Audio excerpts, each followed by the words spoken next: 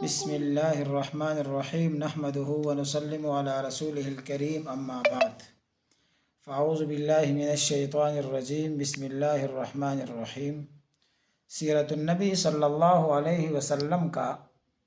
سبق نمبر 109 ہے، 110 ہے۔ آپ سن چکے ہیں کہ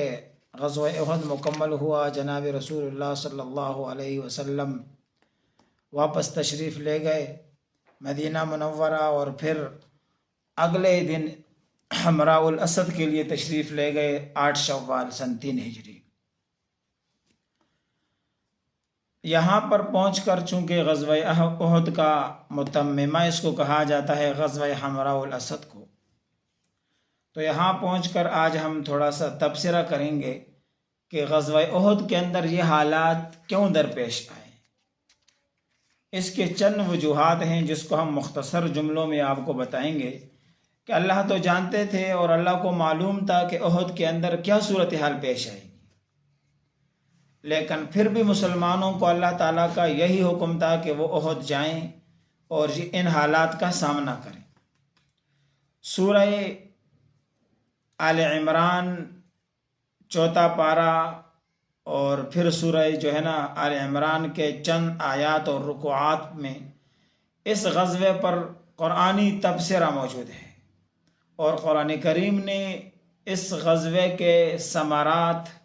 اور اس غزوے کے اندر پیش آنے والے اسباق اور تعلیمات امت تک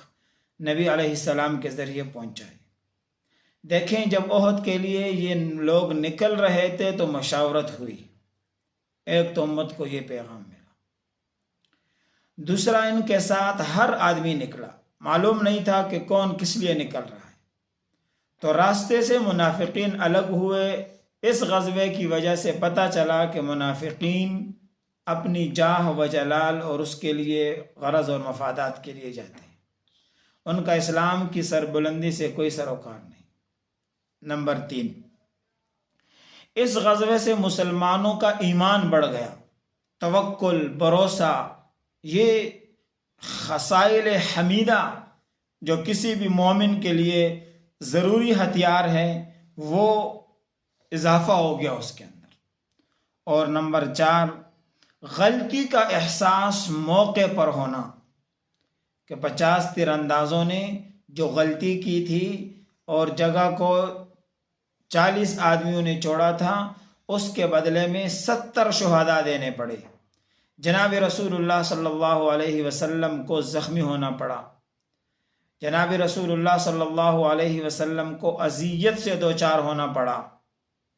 احساسی ذمہ داری بھی اس غزوے کے بعد ہر ایک مجاہد کو بتائی گئی، اور یہ بھی ساتھ ساتھ بتایا گیا کہ امیر کی اطاعت کس قدر لازم ہے، کہ اگر امیر کی اطاعت نہ ہو، امیر نے کہا تھا جگہ نہیں چھوڑنی جبل رومات، اور جگہ چھوڑی تو کتنا نقصان اٹھانا۔ اور اس کے علاوہ چونکہ 70 شہداء تو ہوئے نا، تو نصرتی الہی کی آمد میں تاخیر پر نفس کی قربانی، نفس تو طالب ہے کہ عجلت کے ساتھ، جلدی کے ساتھ مدد آئے، اور ہمارا کام منٹوں سیکنڈوں کے اندر، لمحات کے اندر ہو، لیکن جب نفس کے برعکس مدد میں، نصرت میں تاخیر ہوگی، تو نفس کا جو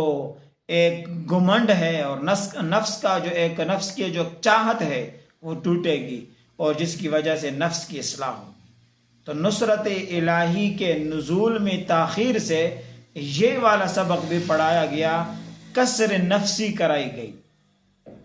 اور اس کے علاوہ کچھ ایسے درجات جنت میں مخصوص تھے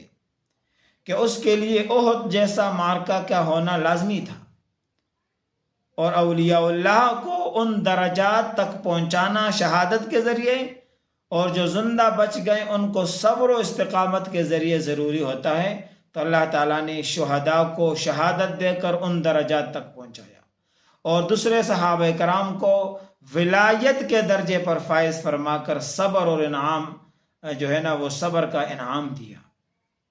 اور پھر صحابہ کرام کے صبر کا امتحان اگلے ہی دن یعنی 8 شوال سے دوبارہ شروع ہوا، اور اس میں پھر وہ پورے اتر آئے۔ تو غزوہ احد کے اندر اگر بظاہر دیکھیں تو کفار کو فتح نظر آئی ہے، لیکن اصلاً ان کی شکست ہے کہ وہ اپنی حاصل کی ہوئی فتح کے ثمرات کو سمیٹ نہیں سکے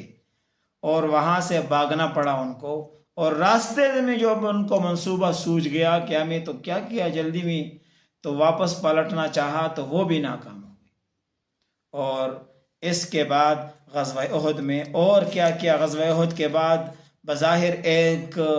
صورتحال یہ سامنے آئی کہ دیکھو مسلمان کمزور پڑ گئے ہیں، شہرت کو ساتھ پہنچ گئی، لیکن جناب رسول اللہ صلی اللہ علیہ وسلم کی بیدار مغز قیادت کی برکت سے فوراً اگلے مراحل کے اندر تیاری شروع ہو گئی، اور اگلا سریہ ابو سلمہ پیش آیا، اور بنو اسد بن خزیمہ کا قبیلہ تھا۔ اس کے متعلق مدینے میں شعبہ نشر و اطلاعات نے خبر پہنچائی کہ خویلد کے دو بیٹے طلحہ اور سلمہ اپنی قوم اور اپنے اطاعت شعاروں کو لے کر بنو اسد کو رسول اللہ صلی اللہ علیہ وسلم کی دعوت کے لیے دعوت دے رہے ہیں۔ تو اللہ کے رسول نے فوراً 150 جو ہے نا انصار اور مہاجرین کا ایک دستہ تیار فرمایا، اور ابو سلمہ کو اس کا علم دے کر روانہ فرمایا۔ اور بنو اسد ابھی حرکت میں نہیں آئے تھے، تیاریوں میں تھے، اچانک ان کے اوپر حملہ کیا اور وہاں سے ان کو ادھر ادھر بھاگنے پر مجبور کر دیا، اور مسلمان اونٹ اور بکریوں پر قبضہ کر کے ساتھ لیے، اور جو ہے نا وہ آمنے سامنے جنگ کی نوبت نہیں آئی۔ یہ محرم سن 4 ہجری کا جو ہے نا ابھی چاند طلوع جو ہے نا ہوا تھا، اور اب ابتدائی دن تھے محرم کے، اور آپ نے یہ روانہ کر دیا تھا۔ اور واپسی کے بعد جو ابو سلمہ تھے، چونکہ ان کو احد میں ایک زخم لگ گیا تھا، اسی زخم کی وجہ سے ان کا خون دوبارہ بہنا شروع ہوا، اور اس کی وجہ سے پھر وہ فوت ہو گئے۔ تو اب دیکھیں غزوہ احد کے بعد غمراء الاسد اور حمراء الاسد کے بعد فوراً سریہ ابو سلمہ، اور اس کے اندر ایک شاندار جیت اور مسلمانوں کی فتح اور غنیمتیں۔ تو ایک بار پھر مسلمانوں کی ساتھ غزوہ حمراء الاسد اور سریہ جو ہے نا وہ ابو سلمہ کے ذریعے سے دوبارہ بحال ہونا شروع ہوئی۔ پھر آگے کیا ہوا، پھر جو ہے نا وہ ایک 4 محرم جو ہے نا یہ اس کے اندر جو ہے سن 3 ہجری کا سن 4 ہجری کے اندر پھر اور چند واقعات احد کے بعد پیش آئے۔ عبداللہ بن انیس کی ایک مہم ہے، پھر آگے رجیع کا حادثہ ہے، بئر معونہ کا حادثہ ہے، اور 70 شہداء ہیں قراء حضرات کا۔ تو انشاءاللہ یہ آئندہ کے اسباق میں۔ وآخر دعوانا ان الحمد للہ رب العالمین۔